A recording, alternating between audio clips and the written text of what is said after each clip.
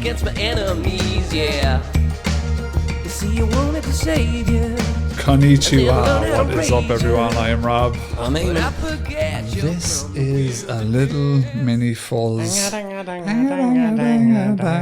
I'm back from Nippon, Eamon. Yeah, you had a great time. I did indeed. You brought me back some wonderful presents. Which sure. You know. Paola's going to be waking up to full blast Spirited Away soundtrack tonight. Yeah. It's one of those things that we'll get into it properly in a little while, but Japan, it's just such a crazy spot where there's just so much cool stuff. It's absolutely nuts.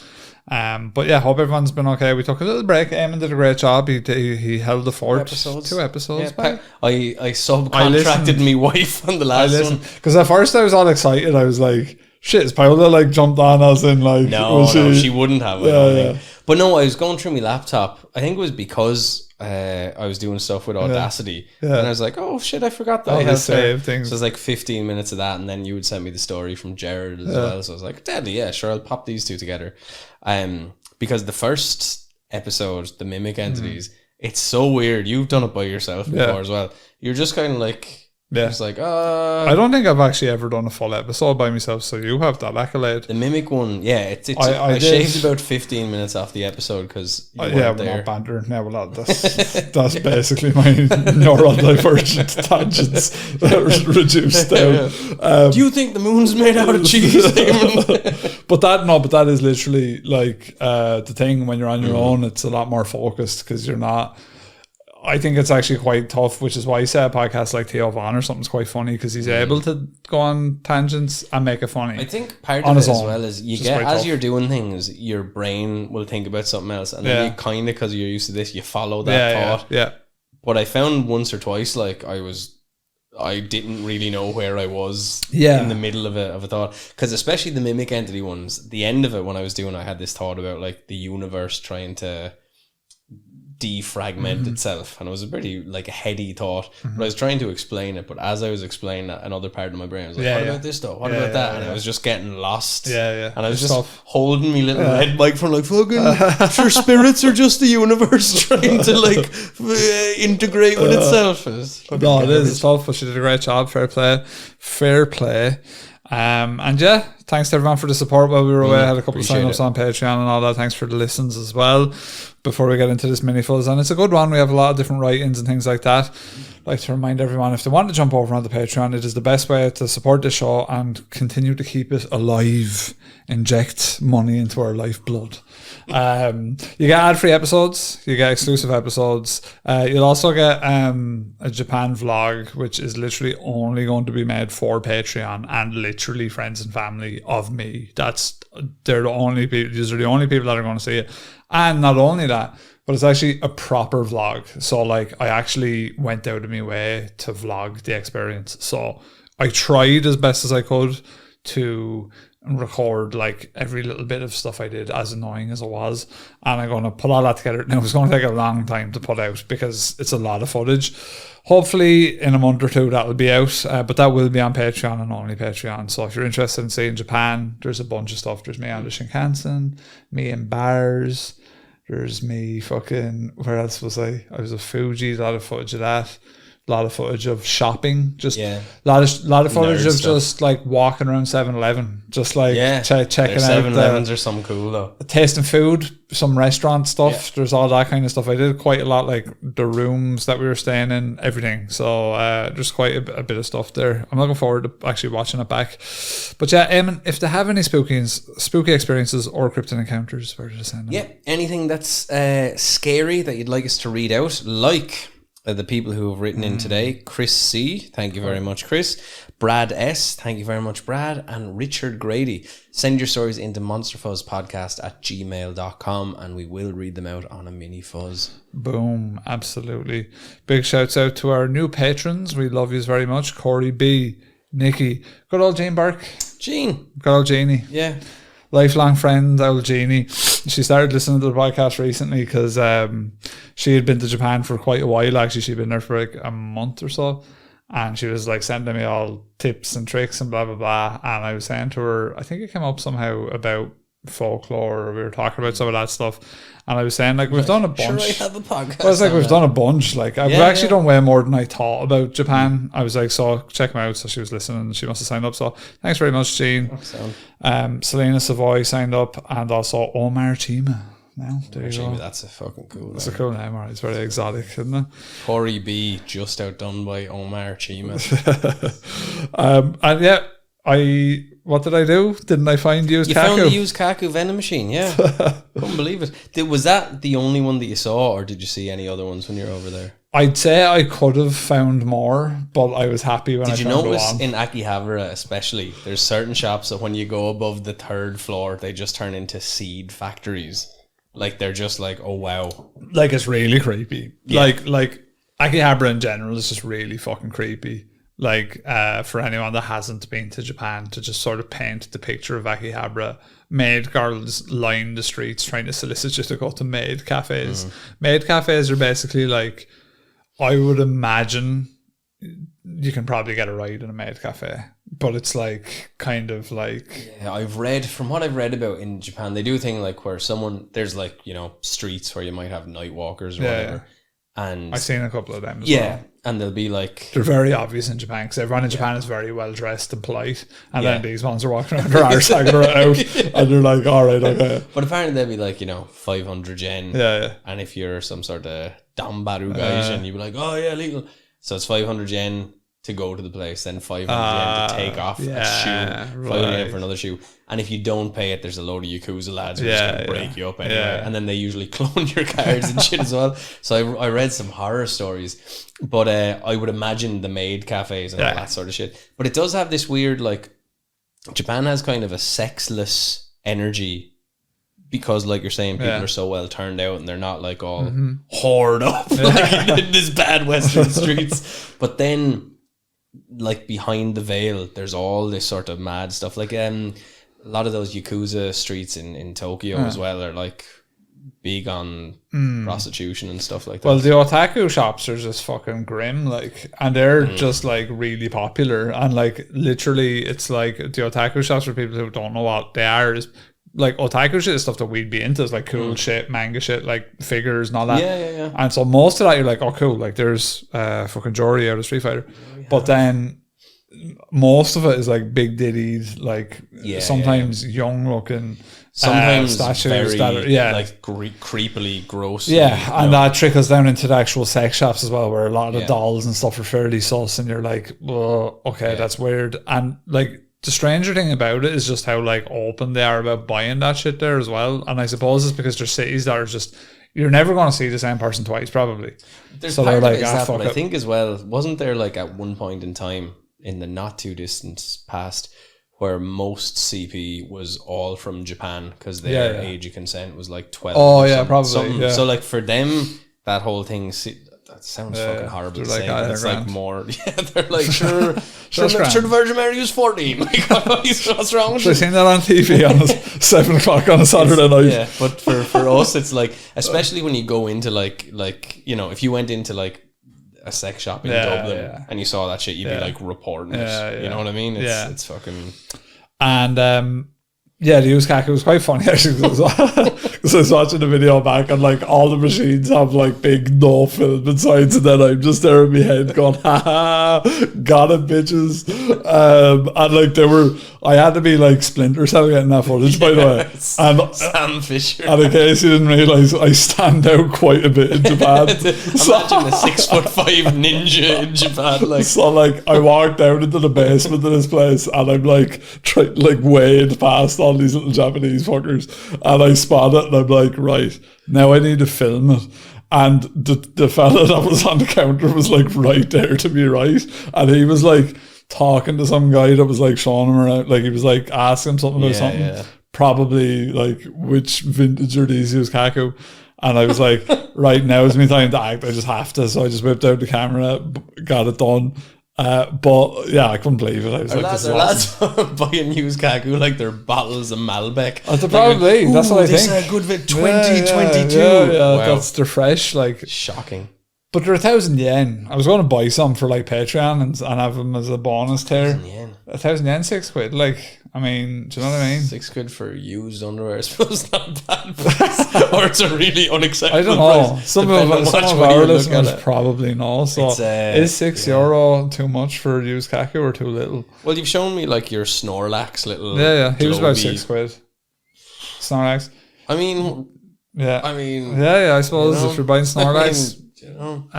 So no, Japan was amazing. Again, like I said, there'll be a full vlog coming of that experience if anyone's interested, and it'll be just up on the old Patreon.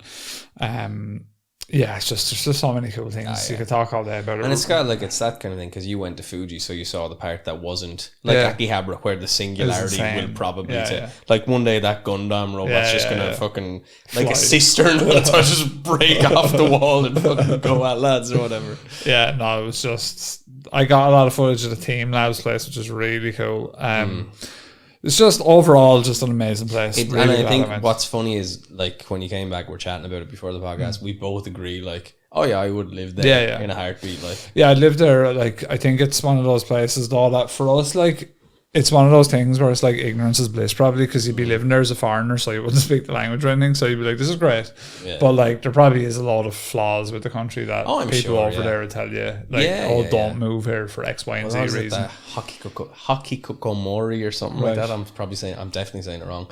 But they're lads that like basically just don't leave the house, and it's like a growing trend in Japan that seems to be happening. Had a funny moment actually for our listeners. This is the last bit of Japan we'll talk about, and we'll get into the nitty gritty of this episode. But we were in Kyoto and we went to this like steakhouse, and we didn't realize, and we should have done, but again with the language and stuff, it was basically the prices on the menu were priced per gram and not per meal. And so we were right cheap. Right, it's a tenner for a meal, which would be about right because like everything over there was that 10 12 a meal. What that actually was like it ended up being 250 for the meal. So we were in there like it was a hibachi style place where the chef is cooking in front of you. Really nice guy actually. He actually knew Ireland, which a lot of Japanese don't. Yeah, they wouldn't. But he was saying like cooked us a steak. It was omi beef, which is a type of wagyu, I suppose. It came with a bird sart. The bird sart. The bird sart's better than my bird sart. The bird sart had a fucking nose print and all on the bird of the cow, right? God. And he was it was the best beef I've ever had. But he was saying that like he was watching a documentary about Ireland over there, and he was like, "Oh, in Ireland, like you can drink from the rivers and you can drink from the streams." He was like, "We can't do that in Kyoto." But it was funny when we were leaving. The woman like the sort of I suppose like the waitress / kind of maitre d' or whatever you call them, she was she had this big map where everyone who visited put a sticker down from where they were from, and so in Ireland there was only one sticker, and I think it was up the north, so we put ours down. But there was some funny moment where I went to them like, "Oh, gaijin," and they were laughing, "Oh, gaijin," and then as we were leaving. And it's a little masterful thing. Outside at the front of their door, they had a Tanuki statue. Oh, man. And I pointed and went, "Oh, Tanuki." And she went, "Oh, you're a gaijin, are you?" It's like, yeah, Tanya's on masterful. You're getting in the Japanese folklore. Big balls, we know all about it. So, no, it's funny. Cool little spot. If anyone's thinking about going, go. It's amazing. But just bring as much money as you can. But you can do it cheap, like, because the food and all is cheap. Yeah, like if you don't want to spend like a sheik, you could live cheap there. If you're gonna go over, and it's like for us, it's possibly a once in a lifetime thing. It's like, look, just fucking spend it.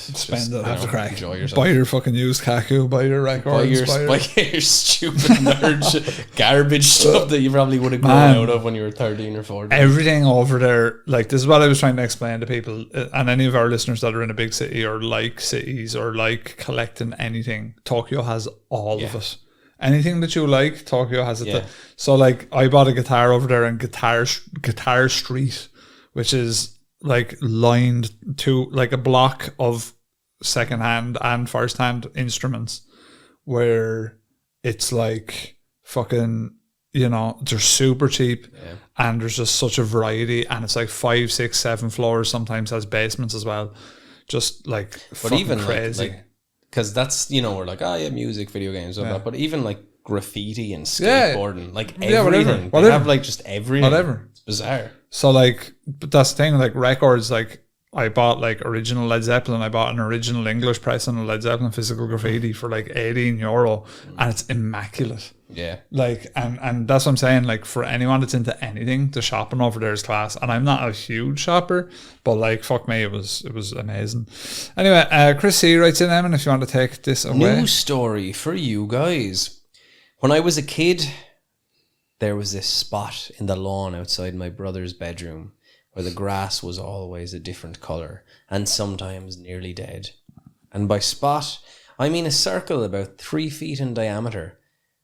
I was the lawnmower in my family back then, the lawnmower man. No. Yeah, bad old movie actually when you think about it. Can't remember really. No, I just remember the fella who mows lawns like an IQ of 80 or something. Like he's just, you know, he's tarde tartaruga, which means the slow turtle in Portuguese. Tarde tartaruga. Tortuga. But there's a part like, so he's slow and all, but man, you know, some chest on him, like, right. Big lad, so fast, you know. And there's a part where he's mowing the lawn, and there's like some Silicon Valley hot girl who's married to like Jeff Bezos type guy, I guess. She like basically just grooms him. All right. Obviously he's, you know, happy just to be get groomed down, like. Yeah, and she goes, look, and she gets his hand, she puts on her boobs, she's like soft, and then she puts her hand on his. And she goes hard, and then he's just like in the bed. He's like, he doesn't know what he's doing. But yeah, a lot of them 80s films had a bit of. It was fine back then. A bit of sexual. I feel like that's not in movies as much anymore, is it?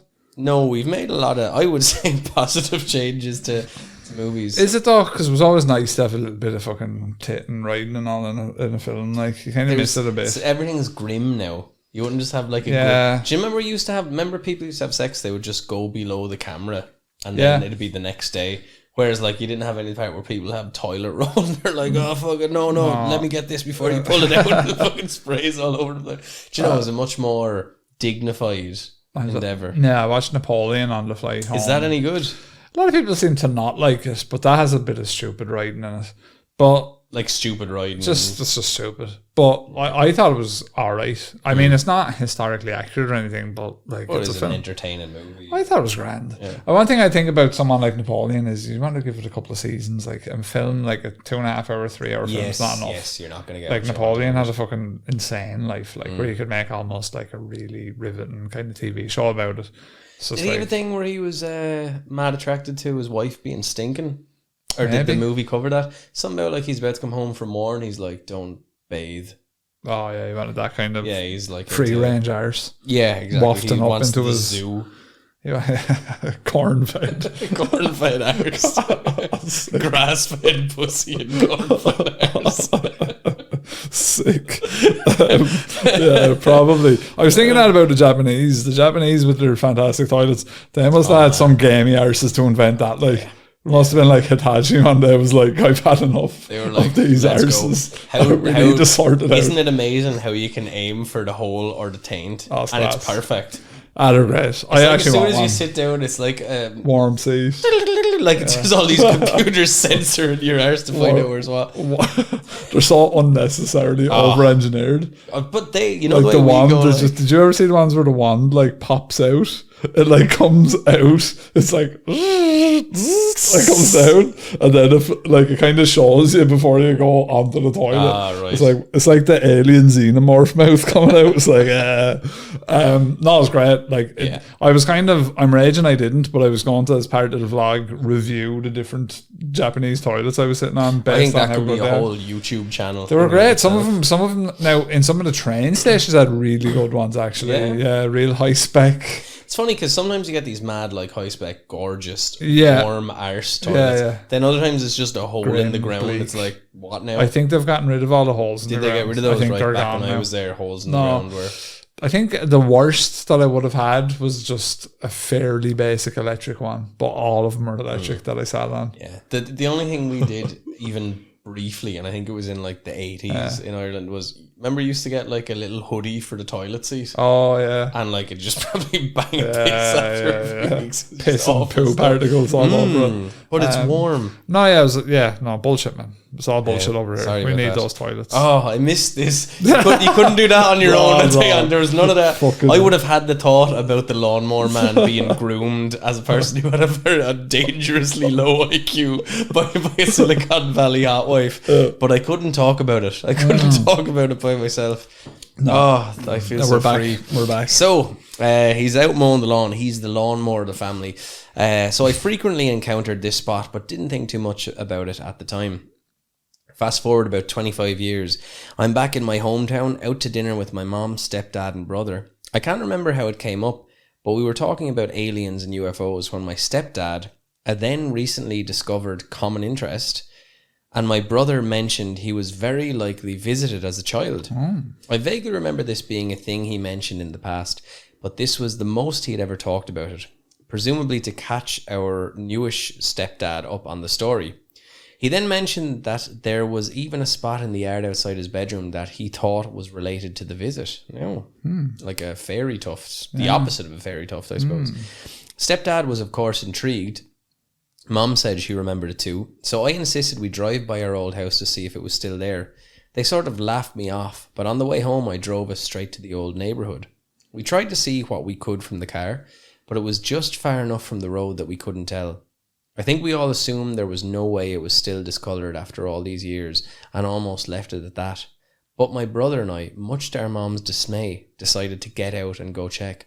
We walked the 30 or so feet up the side of the house, and would you believe, it's still an odd spot of lawn where the grass doesn't grow right. And a perfect circle at that. Sexual being. Imagine that, a perfect circle. A perfect circle, yeah. Perfect circle, they say, if you can draw a perfect circle, you're mad. That's the thing they say. If you can draw, if you try to draw a perfect circle, because it's impossible. They associate perfect circles and perfect, I think it's footprints. Right. That might just be from the book The Beach. Right. Or the movie The Beach. Or both. The Beaches.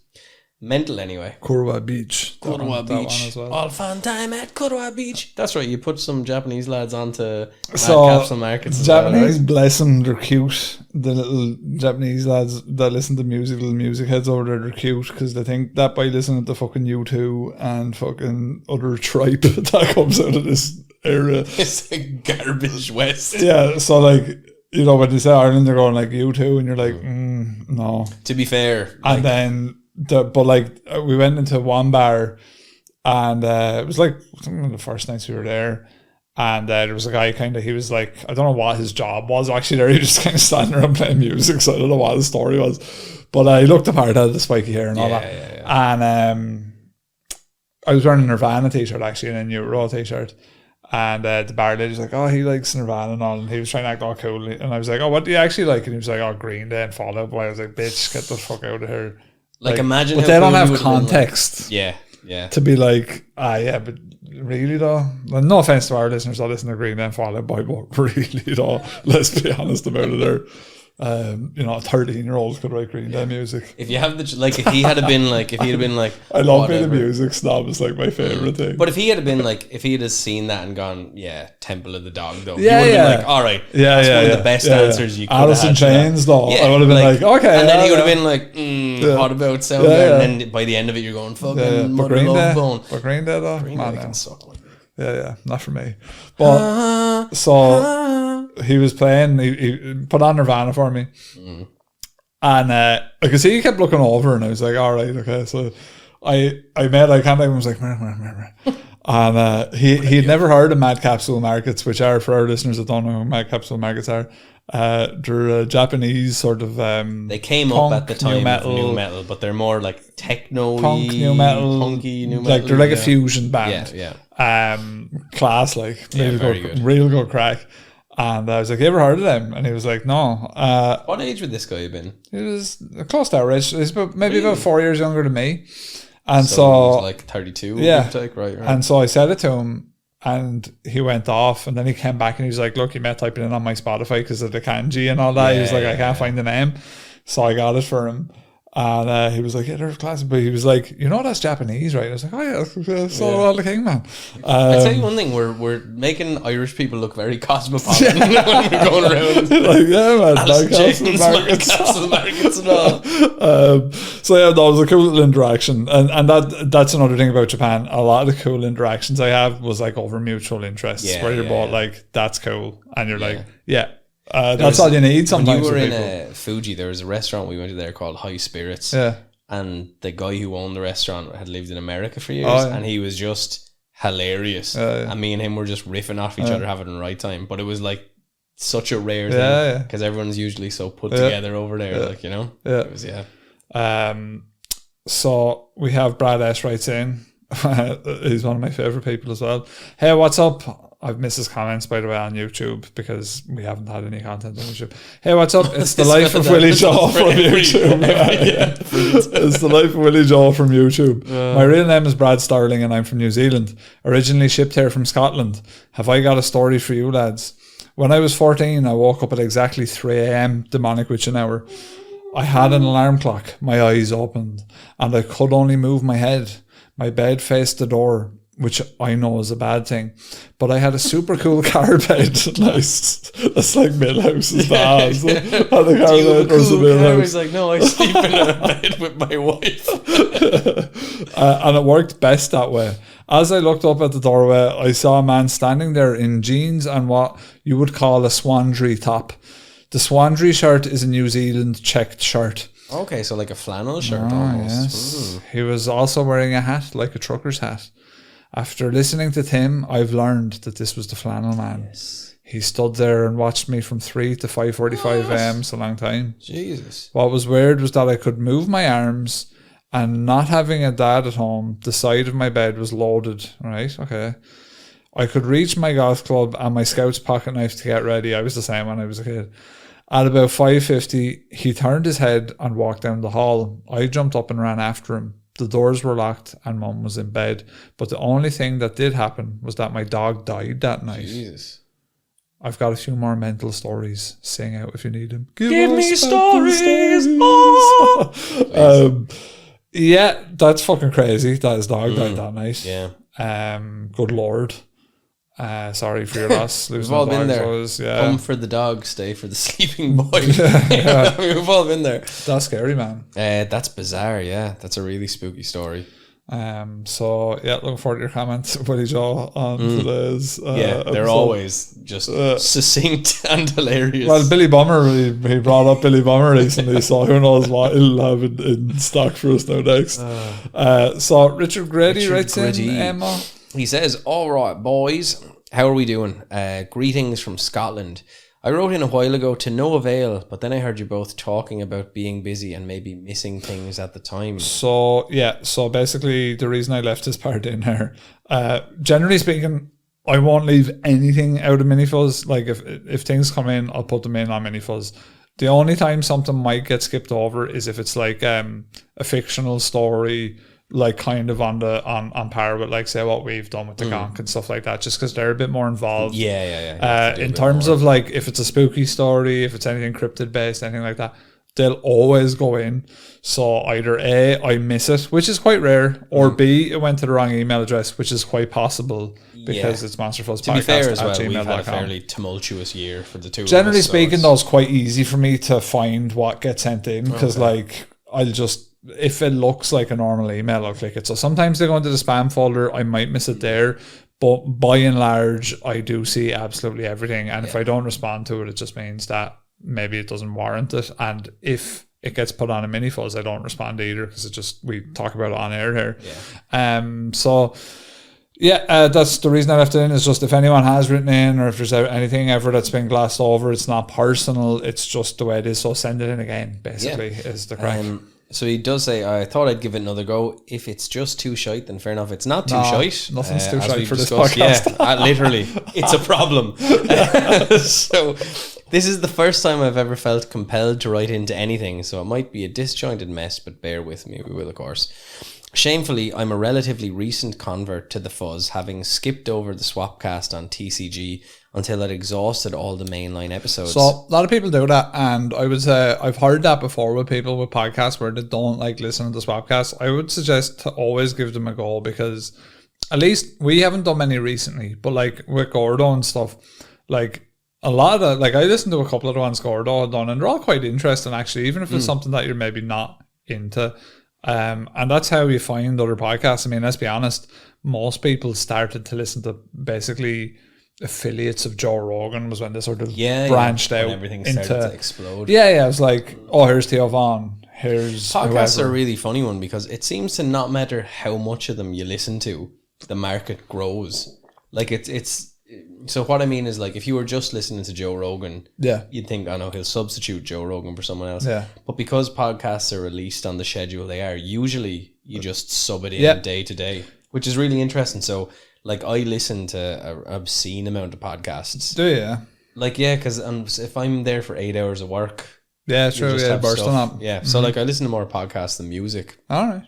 I would imagine. I don't listen to any, really. Yeah, no, I go to sleep listening to them and all. Sometimes I'll put on a podcast, forget that it'll keep auto playing, and I'll sleep through 8 hours of podcasts. So my dreams are bananas, because I'll put on there's a podcast called Booze and Booze, and it's just like Reddit stories with the sound of rain that are kind of spooky. Cool. And like it could be 6 hours long, so I'll just wake up really nervous because I've been listening to these. You've got your finger on the pulse with that stuff though, and that's why I have to ask our listeners about collaborations and stuff, because I'm totally out of the loop. So like that's why a lot of the time when listeners have suggested collaborations for us, and I name the names to you, you're like, oh yeah, I know that podcast. Yeah. Whereas like I generally don't. There's a lot of stuff that like I can't listen to stuff like us going to bed because I get too engaged in it. Yeah. Not to say that those podcasts are boring, but it's easier to sleep to a guy telling a story with the sound of rain. I don't like. I'll go through phases listening to a blind boy. I listen to a bit like on YouTube now. I'll put on like. Lately, I'm listening to like Neil deGrasse Tyson's podcast just because it's very different. It's like to what I would like. It's not what you would call a humor-based podcast, but there's a little bit of humor, and it's just kind of, I suppose, people with ideas that are semi-intellectual versus what I normally put out there. So that's nice. And then I think other than that, like I'm not listening to much else at the minute. Yeah, it's like there's two podcasts I listen to that are specifically about people writing in. I wouldn't say they're necessarily self-help stuff, but it's people writing in about their experiences with mental health, which gives you a real interesting sort of. So there's one I was listening today about a guy who was hospitalized. He was a semi-famous musician, but he was hospitalized for 2 depressive issues, and he was like an addict, and he was explaining how he got out of 6 weeks kind of inpatient. He immediately started drinking and smoking hash, even though he didn't feel bad in any way. And it was a really interesting thing, because they're like, because the fella who was hosting was like, half the people that listen to this and they'll be like, why the fuck did you do that? They won't understand it. And the other half will be like, I understand exactly why you did that. So it's real interesting kind of the way that they kind of piece everything together. And it gives you a really good insight as well into, there was another one I was listening to, someone who's like non-binary, and them explaining what that means to them. It's good. It's good to hear. So yeah, it's really good to hear. It's good to, like, it's actually good to. The problem is the type of people that should listen to that type of stuff never do. Will only listen to the thing that echoes there. So like that's the problem. Well. You see, because I do listen to other podcasts that might say lean more in a way of like liberally. I would say it's more so the opposite. Yeah, that's true. It's not podcasting in general. I would say is more to do that way. Well, that's because I think naturally more people probably have a more centrist view, but because what's promoted is more left leaning, where they find that they can listen to something that maybe has the similar views. But the problem is what gets lost in with that, or what gets camouflaged with that, are the lads who are like, fucking gay marriage is wrong, but they're somehow in a more centrist view because if that makes sense. Like I just think those lads, I just think that type of viewpoint dominates podcasts, and whereas I think most other forms of media it's actually the opposite. Like I think it's more liberal than I think on TV in general it's more liberally skewed and stuff like that, and like all the big streaming platforms are generally more liberally skewed. I think that's why a lot of people went kind of hard right, or got blue pilled or red pilled rather, over COVID, because there was a lot of like the more inclusive messages that then they sought the opposite, Yeah, but it's just satanic panic, though. It's just smart. It's exactly. It's smart. It's cute, smart fuckers trying to stir up outrage on both sides about different stuff. Yeah. And it's like they're basically harnessing that same energy of, by the way, we've done an episode on satanic panic. It's like that kind of trying to harness that sort of that energy and put fear in people, basically. Well, it's like, because I know someone said to me, they're like, do you know all these, like, the illegal immigrants are like, they're allowed to vote? And I was like, oh, that sounds pretty mad. And I went and I looked into it, and they are. Yeah. But they're allowed to vote because when you say illegal immigrant, it's like, well, they're illegal immigrants, but they're also legal. But if they're EU citizens... No, they're not EU citizens. Right. These are lads coming from wherever they're coming from. Right. But also our country has said, like, come into our country. Yeah. So they're while they're illegal, it just means they're not going through the official channels. They're refugees. And they are allowed to vote once they're centred. But like Paola's allowed to vote, even though she's not strictly an Irish citizen. So they make it sound like, oh, they're just trying to make them, and then you're like, all right, let me look into this and go, no, anyone who lives in Ireland. But what's wrong with them being allowed to vote anyway, though? Do you know? If you're paying taxes. Well, I suppose, certainly regular immigrants, for sure. I think again, you can kind of understand people going, well, there's loads of people being brought in here and they're letting them vote, and then but that's not, like, in my eyes, that's not a big deal, though, because I think the cynical person but if you distill down the point, what they're trying to say is that they're afraid that brown people are going to fucking do inshallah and fucking try and fucking do magic, right? Which is fair. No, it's not fair, though, because if you go to countries where there's like, for example, Britain, where there's certain places where it's almost at this stage Muslim majority. Like, it's not Sharia law. No. Like, Birmingham isn't Sharia law. No, and I think all that is 12 brown lads that come in as asylum seekers in Ireland are going to fucking... The fear that people have, and again, I'm trying to listen to both points, because I feel like, you need to take on you have to take in refugees if you're a country that's doing well, but you also have to control it and blah, blah, blah. What they're afraid of is if you take in a load of male refugees that won't integrate, that will eventually then cause that happens everywhere, though. Which is true. America's, but it just, like, again, it means our government needs to be better at integrating. Sure, like people. Chinatown in any country. But Chinatown's great. Like the Chinese, but like there's Polish lads that have been here since 15 years ago, and some of them don't speak English. Like so you have to make sure they integrate. But that's just the way it is. So it's like, like, to play devil's advocate, we shouldn't stay on this topic too long because it's fucking stupid. But like those people, even if they don't learn English, doesn't necessarily mean that they don't enjoy being in Ireland. No, and it doesn't admit so it could even mean that it's an IQ issue.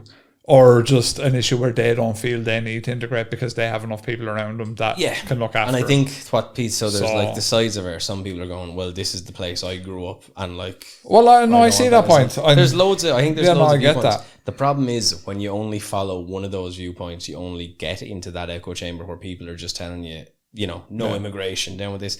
Like, if you read the comments on some of those videos, or even if you listen to a podcast on YouTube, it's like a cesspool. Like, has to be like Japan song, I'm telling you. No one gets into Japan. Just don't let anybody in, Just let in. So the only black people I seen in Japan outside of tourists was the lads selling hash outside Golden Guy. Was there lads selling hash? And that's so Golden Guy GAI is a bar district, and if you haven't seen it on YouTube, look it up. It's a really unique, like, every bar is the size of this room, and there's like 12 seats in it, and you just go in, you have to crack, and it's all these windy little narrow streets, but like there's about like 5 or 6 black lads standing on the entrances to Golden Guy, and it's like obvious that they're dealing. And it's like, how do the guys that I met, so in a way the Japanese are right, because they're like, if we let in these people, they will sell drugs. The guys that I met there all made a great observation. It's like, how are they getting away with it? Like, because like everyone knows that they're selling hash. Like, so then what's the crack? Because it's like, it's absolutely obvious. Like, because like it's not like that anymore, but it used to be obvious when you go to European cities as well that a lot of the gangs were like Nigerian or from somewhere similar. Because like you'd see a gang. Maybe it's because like in Prague they sell you a bag of ferns, so technically they're not breaking any rules. See, the thing is, if you get, and maybe it's different in Japan now, but when I was there, if you got caught like with a joint, you're in trouble. It was like like you're peddling heroin, like it was serious. I don't know, but like I think we looked it up, me and Kara, because I was like, there's no Indians up in this bitch, and I think there's something like 40,000 Indians in the whole of Japan, and the population is like insane. Like Tokyo has like 40 million or something, and there's like, only like 40,000 Indians. It's like they're like, nah, you're grand. That's part of their public policy. You get to the border, just like, nah, that's like, not nah. African, nah. I think they're the same with white though. Like, they don't want anyone. No, the only thing is for them now is like they need to start either having loads of babies or letting immigrants in. Because, they want to let some of them Sam Bobs and Vagine motherfuckers in there to spread their seeds, you know what I'm saying? Because that's how it's going to go. How would the Japanese react to Sam Bobs and Vagine? If that doesn't go down anywhere, it's there. Hello, baby. Kiss, baby. Bobs and Vagine. Maybe they've got it all wrong, you know what I'm saying? We possibly have. They need to figure it out. Should be more like the Indians. But not the Indians, you know? Not the natives. But it's, no, look, all that stuff is wank. Yeah. Listen, they're all fucking just live your life. Wank artists. But that's it. That's how they make their money. They make their money off. Like, I've still seen different videos from around Dave Rubin being like, Conor McGregor I don't even has know had enough. And I'm like, for fuck's sake, we stopped doing this. Anyway, we won't get into it. You're red pill, son. You're on the... No, my ma's red pill, so I have to listen to a lot of it from her. And I'm trying to take on, like, I'm trying to see the points of that where I'm like, all right, that makes sense. That's something to be worried about. And then I'm trying to listen to, like, the actual immigration stuff and be like, that also makes sense. Like, the pro-immigration stuff makes sense. And I'm going like, and obviously there's an incentive for the Irish government because they must be making money. They're not like, let's all let these lads in and just totally destroy the country. So there must be like, right, there's an incentive. They're making money. We educate these people. That pays for the pensions in the future. There's a logic to it. And then other people are like, no, they're just going to rape everybody. So I just don't know. I'm against rape, but I'm for me having a full pension. So I think it's all fucking dumb. I think everything you're absolutely is dumb. right. Like I was watching, all you can do is live your life. Love Island came on the telly last night, and I was like, I fucking hate everything about this shit. I fucking hate it. It's brain dead bullshit. But again, look, horses for courses. Everyone enjoys their own thing. It's no MILF manor. No, I just like there's times where I think about something and my brain just wants to totally disengage from it because the problem is that you just can't you rationally can't talk about it. And you can't. The worst part is you have people who are extremely intelligent but who have very silly beliefs sometimes. Intelligence and IQ doesn't seem to swim with always intelligent ideas. But when you start to get a bit older, you kind of have a little bit of an idea of the motivation behind a lot of this stuff. Like not just their direct message, but why they are saying that thing and why they're putting themselves out this way and blah, blah, blah. And it's just like, you're kind of looking a bit behind the curtain, so to speak, and you're like, this is just all fucking stupid. And then you're like, anyone that falls for it's fucking stupid as well. Yeah. You're like, it's all just fucking, and you just don't want to engage with it anymore because you're like, it's all so dumb. The other part of it is like, what can I do about this? Yeah. Like, suppose the country decide from now on we're only letting in murderers. All the murderers are getting in. What, like me saying no, what does that do? No. Do you know what I mean? Now, obviously, that's an excessive example. But if that's what the country wants to do, well, what are you going to do? Like, we can all start burning down refugee centres and all. That's not going to solve anything. So what is going to solve anything? I think the biggest problem is people are being driven in polarising ways, and it probably is the likes of Russia and bots and China and all that sort of stuff. It's like, deadly, let's all separate everybody. Our government...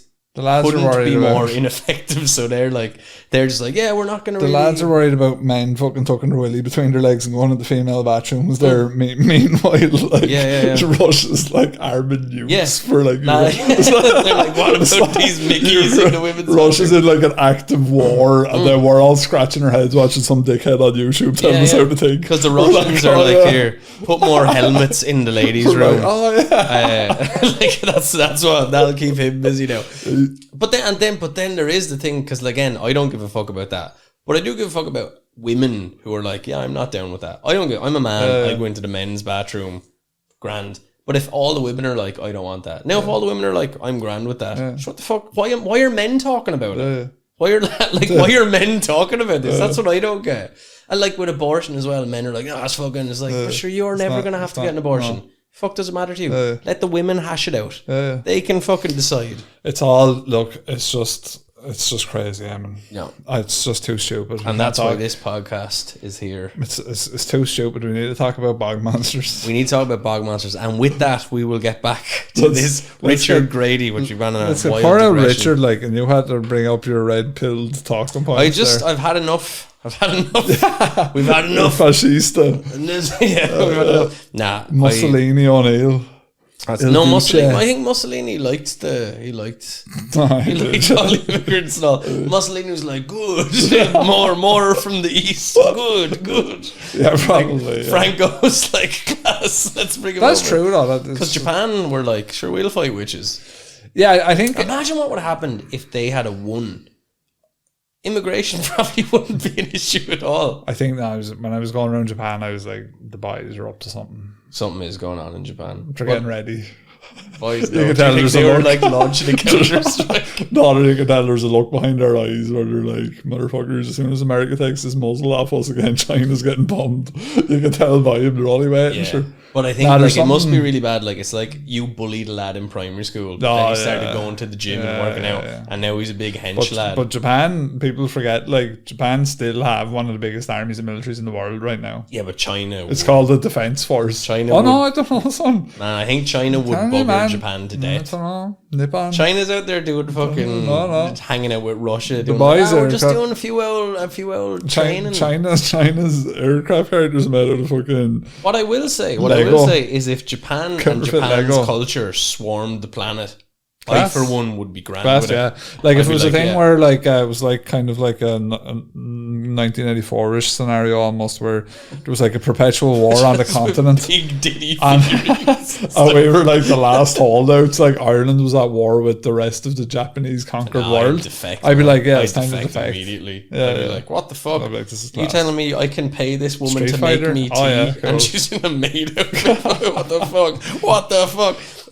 Japan's class. I'd love Japan to take over the world. Japan, there's something giant mechs. I'm telling you, man. Imagine in Ireland, you get up to go to Tesco in the morning and there's a giant mech outside. I'm telling you, they're getting ready. I could sense it. I could sense it. I hope it happens. You're feeling that unrest. Yeah, the boys are just. You can't go from chopping off Chinese lads' heads to see how sharp your sword is to like doing Diddy anime figures that quick. There's something going on there. True, actually. Like the boys were like the boys used to see how many heads their sword could cut off as a competition. Does the 4 horse mark? If you could get your katana or your sword, whatever type sword, through 4 dead horses stacked up, you get the 4 horse mark. They did it with Chinese lads as well. That's class. Possibly even better with the Chinese lads. Real people, you shitting me? That's fucking... So watch out. That's all I'm saying. They're getting ready. I hope you're right. In the air. If they come over here, I'll be the first one. I'll be the first one to be like, oh. I also just thought, like, in hindsight, it's almost like a comedy sort of scene.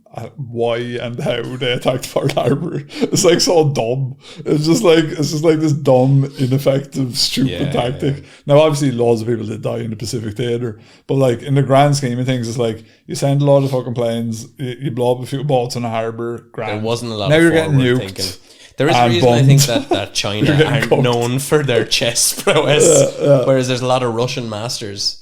So what does that tell you? I don't know, man. I think, I did a little bit when I was over there, just go like, but I don't know if you know, but like in Japan, like they haven't properly apologized for World War II or nothing. Just like, I love that shit. It's like this, like that's what I'm saying. It's all like hidden in the bamboo. The boys are like, nah, we didn't do it. But nowadays they're like our bum chums. They're in an ally with the States and all that. Everyone loves Japan. The West, it's all good. Even Germany as well. No one Germans have more of an iconic villain than Japan had. But Germany, Japan, grad, and then Russia. The lads who eventually fought with the Allies, everyone's like, nah. No, Japan and just yesterday or the other day, they're Japan and America and I believe South Korea. They're basically going into a new age of military support between the three of them because they're like, if China there better be fucking mechs that turn into airplanes. I'm telling you, man. Fucking deadly. It's coming. Godzilla and shit. Sense it over there. The Olympics. You think about it, you're working 12-hour days in an office, right? You come home, no ride. All you get to do is look at your fucking anime, big titty figure. Going to war is going to be a fucking relief. And chopping lads' heads off? Are you joking me? I've been working 12 hours a day in a shitty office. I get to chop lads' heads off. The arcade scene is so big. They're just launching drones around the place. Oh, I'm telling you. Probably people in Taito are actively participating in war crimes because those video games are just linked up to fucking drones. It's gone. Yeah, I like that idea, and I'll be the first to bend the knee. We were talking about Swapcast some time ago. I'm a postman wandering around on my own, so I've really enjoyed the genuine conversation between you two. There you go. We've gone from immigration to Japan's slow spread west. Although it's sometimes to my detriment as I look like a fucking lunatic laughing away to myself. I also just about folded myself down the stairs in some flats when I first heard the reference to a Ninja Turtle figure or something. That was one in the pink, one in the stick because they only have 3 fingers. I'm trying to go back now and remember that exact episode. That might have been either Human Animal Hybrids. That's a long time ago. Or an Urban Legends episode, I think. One in the pig, one in the stink. I also just about folded myself. My girlfriend also walked in on me listening at home just as the Robot Penis song really kicked in on the Dogman episode. So some strange looks there. What was the Robot Penis song? I don't even know. That's the thing, when you do like 4 years of episodes at a rate of a new episode per week of like that kind of thing, it's like so hard to actually know. Because if it's a song, then it was probably me. And if it was about a robot penis, also me. It could have been one of the Frederick Fenk ones, maybe. I don't know. Possibly. Maybe. I don't know. Interesting. Incidentally, Jabba Fofi has also become something of a secondary character in my house. I've got 3 little girls and I've been doing the my hand is a spider tickling routine that kids love. At some point I've declared the spider is Jabba Fofi and it's just stuck. There you go. My 4-year-old has been going to bed every night with a spider plushie demanding to be tucked in with Jabba Fofi. That's fast now, but you already said spider plushie there instead spider of spider plushie. Yeah. That's class. That's very cool. Jabba like that. Look at that. We're raising children out there. As for the spooky stuff, I'm totally skeptical, but I hope the good things like the afterlife are real. Yeah, they seem to be from our near-death experience episodes. Aliens probing your arse up to the 6th knuckle. Hopefully not. Yeah, not as into that. With that said, I've still had a few experiences that I can't necessarily explain. Due to being a crap writer, I'm just going to list the experiences. Don't be so hard on yourself. I think it's actually, to be quite honest, your formatting and your ability to write is actually in the 95th. Percentile. It is very good. It's very good. Around 5 or 6 years ago, I used to have a recurring dream where I could feel a malevolent presence in the house. It would push me and hold doors shut to stop me getting to my little girl. Nothing overly spooky there, just a weird dream. I've never told anyone about these dreams, and we've subsequently moved house and they've stopped around that time. The strange part happens when my daughter, of her own accord, describes having the exact same dreams that also stopped when we moved. Spooky. One of our cats passed away while we lived in our old house. There was nothing immediately strange in the aftermath of this, as the home was always busy, with 3 people and 2 other cats staying there. However, there was a brief period where I was staying there myself before doing the last of the moving.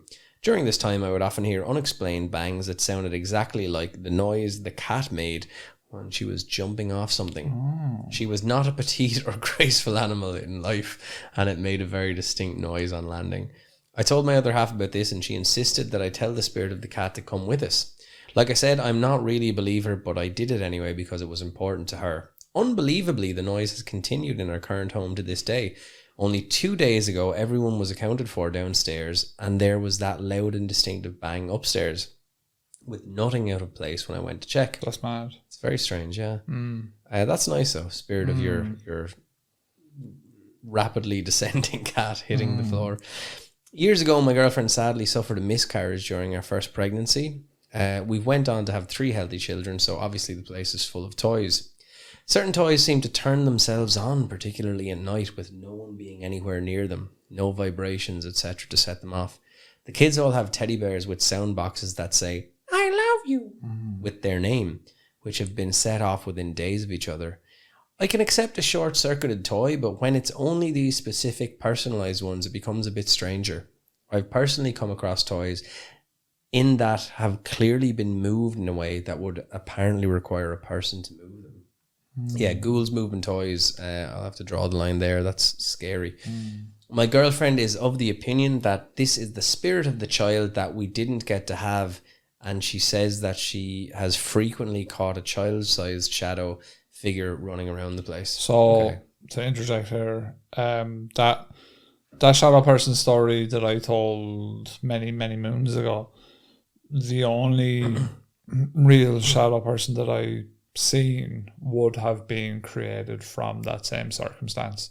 So that's quite weird. But that was what had come to light after the fact, where I had seen that was like that she had a miscarried family member, a sister that would have been around the same age.